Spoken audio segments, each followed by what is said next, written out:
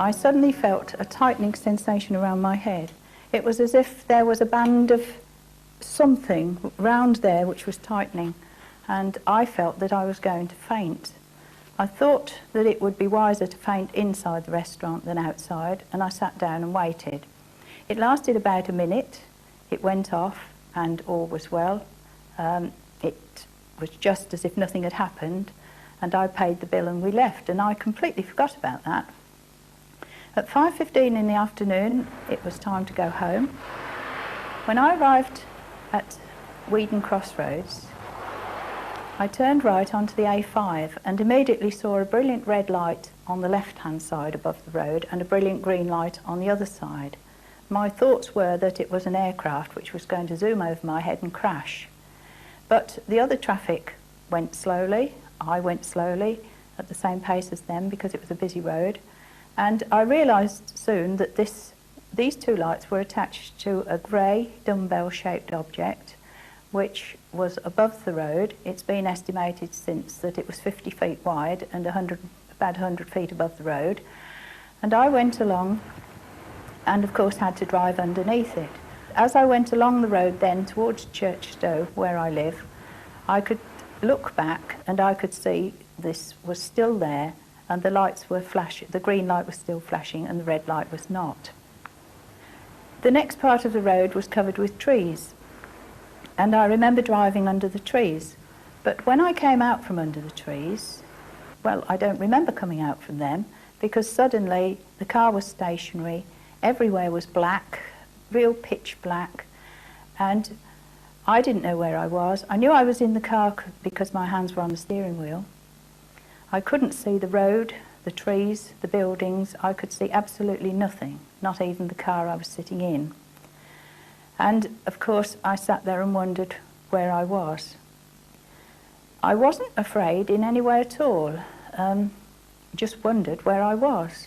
And suddenly a brilliant white circle of light about 1 metre across shone on the road to the side of the car, and it went off and everywhere was black again.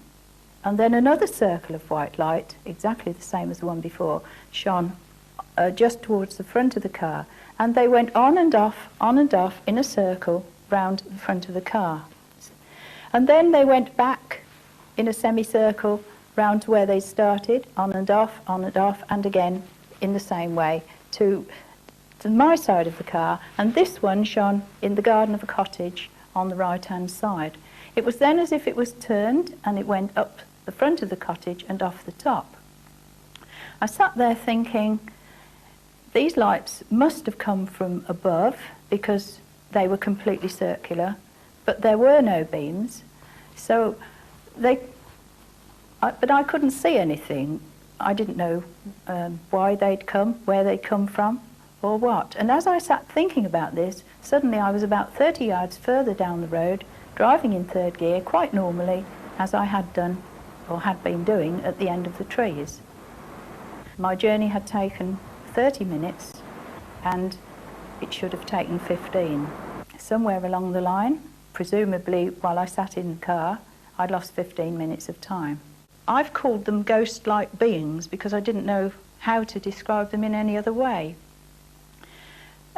It was like a ghost with a head on the top and a kind of a body and tail.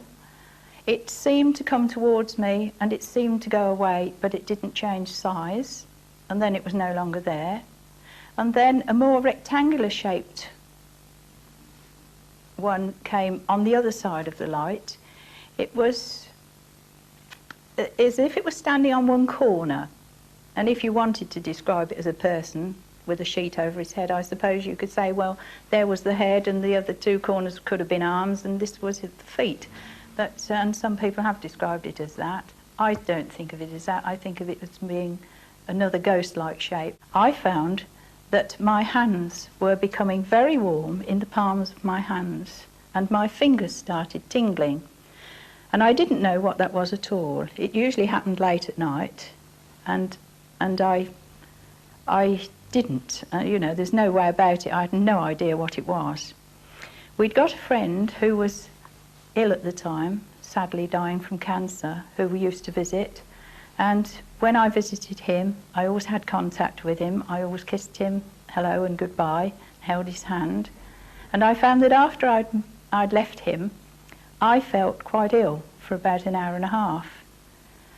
And I told someone about this one day, and she said, "Oh, you're developing as a healer." And I've just been accepted, and I'm now a registered healer with an... I have experienced that. You haven't.